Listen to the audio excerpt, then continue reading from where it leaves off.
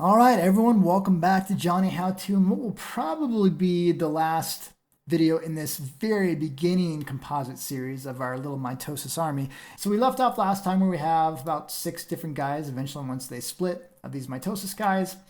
And a lot of this video is trying to get you in the mindset of best practices and pitfalls that I kind of honestly fell into when I first started doing node-based compositing when I was in school. So first off, when it comes to keeping track of your nodes, you're obviously not going to name every single node. You can look at the flow chart and really kind of see how things are going. But renaming your nodes can be a really effective way of knowing what's going on. So say if I had what I considered a really important node that I wanted to be able to keep track and really know what it was. So say I had a transfer node here, and I know I want to use this to move all of the mitosis guys at once. And maybe there was, not in this case obviously, but maybe this node had some special properties in it that I might forget about. Because remember, if you come back a day later, a week later, a month later, you might not remember what's going on. Or if you need to hand off your script to someone else, it's good for them to know and have kind of notes of what's going on. So a couple ways I could do that. One, I can rename the nodes. And by the way, one mistake I made early on when I was using Shake way back when is I actually renamed the entire node. So I just call this mover or whatever meaning it was to. Well, now I have no indicator other than this little color that might help me figure out. I don't even know what this node initially was anymore at a glance. So usually don't want to take out the actual transform or merge part of the name, but you can append onto it. By the way, Fusion does not like spaces. You need to use underscores. So I'll go in and say this is mitosis underscore mover. I said group mover, whatever it is that you want to call it. And now I know, okay, that's what that's for. Or another way you could do that, I'm going to go ahead and press Shift and Space, and I'll go ahead and add a sticky note. And this is the exact same thing inside Nuke as well. And this is really useful for leaving yourself notes. I just double clicked on it, and you can type whatever you need to kind of remember here. So I'm going to go ahead and say, to the right is the mitosis guys put together. Later on, make sure to add. So if you're like leaving for the day or something, this is a great way to be able to add notes to yourself. Or if you have a particular part of your composition that you want to make sure to keep notes on, like, hey, you just go ahead and move this sticky note over that area and you have a note that you can see when you're zoomed out and have an idea of what's going on. So sticky notes are super, super useful. I'm glad they're in both Nuke and in Fusion. The next thing I want to spend at least a moment talking about is that the great thing about node-based compositing is everything's laid out easily for you to visualize and see as a flow graph or a flow chart or an assembly line type of thing. And again, layer-based compositing is wonderful. You have many of opportunities in here.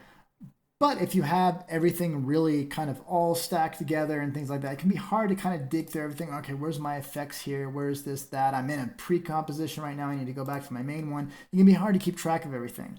Whereas a node-based compositing, again, this is if you name things, use sticky notes, use underlays, and keep everything flowing in the right direction. If you're using defaults, you keep everything flowing from left to right. If you're using the settings that I am in the user preferences, you keep everything flowing from top to bottom. And what I mean by that is it's really easy, first off, to not keep things flowing the right direction. So if I have things all over, the composition's still going to work because all the connections are made in the right spot. But now I have no idea what's going on. All right, so that's one thing is you want to have everything flowing together. And just as a little example of this, I thought this was kind of hilarious. This is a old Nuke script from a student at one of the colleges I was teaching at.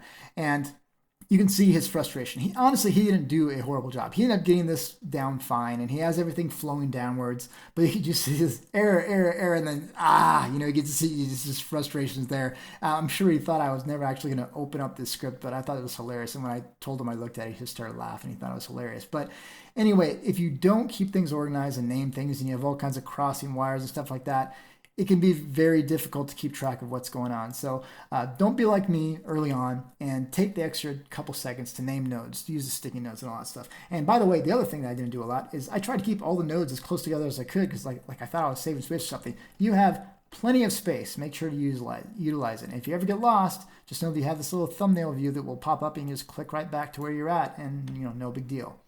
All right, the first little extra thing we're going to do in creating our mitosis army here is we're going to duplicate different sections of our composition. So we have what we left off on, we have kind of a foreground mitosis section, then we have the guys in the middle ground, and then we have the guys in the background. Well, I want to be able to create more of an army, but not have to keep doing one by one adding. So let's just see how we can use node-based compositing to really kind of speed up this process. So right here, I have my original little mitosis guy that's in the perceivably background. And I'm going to go ahead and click in the gray space and add a transform node right here. And I'm going to plug this into my original footage. I'm going to view this guy just by himself. So I'm going to go and select and press 1 and view him by himself. He's in the exact same spot, so it looks like nothing really happened, but it is a different instance. So I'm going to go ahead, nudge him over, maybe down or up or whatever I feel like. And I'm going to go ahead and merge him into our previous chain. So I'll go and do a merge.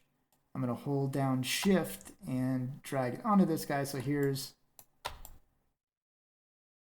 our background. Here's our foreground that we're merging on. And if I view this, I now have this second little guy.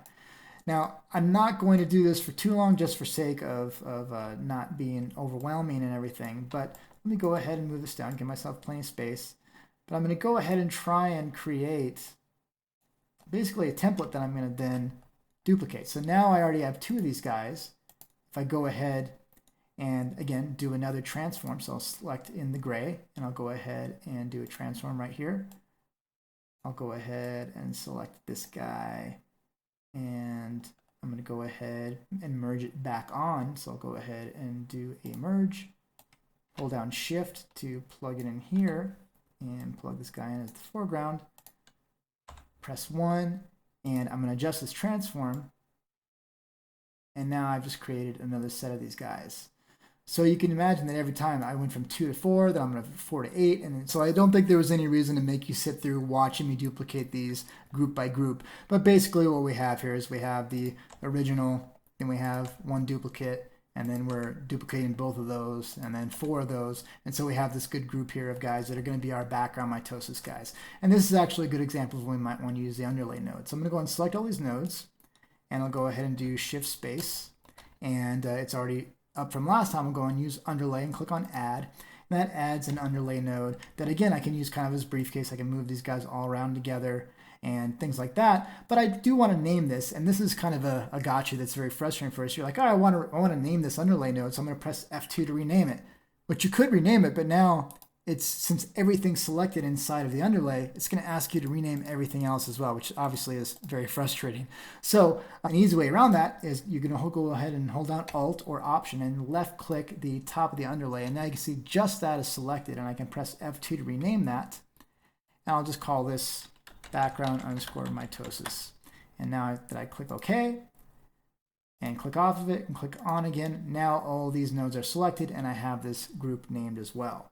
So let's go ahead and move on from here as well. So you know what, I'm not going to do that for all these other groups as well. I was going to do that for the middle ground and foreground guys as well. Maybe I'll just do one more foreground element. But so this is basically what we're looking at right now. We have all these background guys that we are going. So all the background guys that we're then merging this one middle ground guy into, this one lonesome middle ground guy, and then we have our biggest foreground guy. So let's go ahead and move our foreground guy over here. Let's really scale him up to kind of get a sense that he's really in the front there.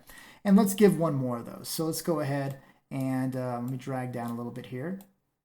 Let's go ahead and add one more version of that. So I'm going to select my merge. I'm going to go ahead and add another merge so I can add on top of it. And I'm just going to branch off and make another transform node. So I'll go ahead and add my transform right here. I'm going to plug into this previous result that I had. Make sure I plug into right there. And into my merge right here. And so now, right now, nothing's different because they're stacked on top of each other. But if I select this transform and I move him over, there we go. So we have another foreground guy that we can place here. So it's working for us. They're just all synced at the same time. So in the last step we'll do in here, we're going to go ahead and offset these guys so they're appearing at different times. To do the offsetting, we're going to use a node called a time speed. And I think probably just for simplicity's sake, I don't want this video to run too long. We're just going to make these background guys appear at a different speed, and then we're going to have our middle ground guy appear at a different speed, and then we'll have our foreground guys appear at a different speed. And I shouldn't say actually speed, I should say timing. So let's go ahead and set this up. So let's go ahead and just look at our background guys. Maybe we'll move these guys up a little bit or over just to have them spread out a little bit more. And we're going to add, like I said, that time speed node. So I'm going to go ahead and click in the gray space, shift space, we'll go time speed, and I'll hold down, once I have it selected, I'll hold down shift to snap it into our flow here. And we're not going to adjust the speed. We're not going to make it fast or slow. We're just going to adjust the delay, meaning when it starts. So one thing we can look at to help us visualize this a little bit is the keyframe editor. And what the keyframe editor does is it pretty much lists all the nodes in your composition. You can have it just show the ones that you have selected, but we can look at everything right now. And we'll go ahead and zoom out a little bit so we can see everything that's going on here. And you can resize this to use as little or as much space as you want. But so right now we have all of our merges and our transforms lined up roughly in the same spot. And what this time speed node does numerically is if I adjust the delay, like say I set it to 2, it's going to nudge over everything that goes into this time speed node, meaning this transform, merge, transform, all those guys. It's going to nudge them over those 2 frames. So they're going to start later. That's how you can adjust and nudge things around. So I'll go ahead and make this a little bit more obvious. You can see this adjusting as we're going here. So I'll say 10. So these guys technically should not start until we hit frame 10. All right, so I'll go ahead and view these guys just by themselves. And you can see we're not seeing anything. And as I drag through the frames, I'm not seeing anything. And then all of a sudden, here we go. Now we have, once we hit frame 10 and onwards, we have these guys actually animating here. We probably don't want an offset quite that much. Well, actually, we'll have these guys start right away. So we'll have a delay of 0. In which case we actually don't need this. We'll go ahead and do our foreground, our middle ground character right here. We'll have this guy start a little bit later on, and we'll give him a delay of about 5, just to make it obvious.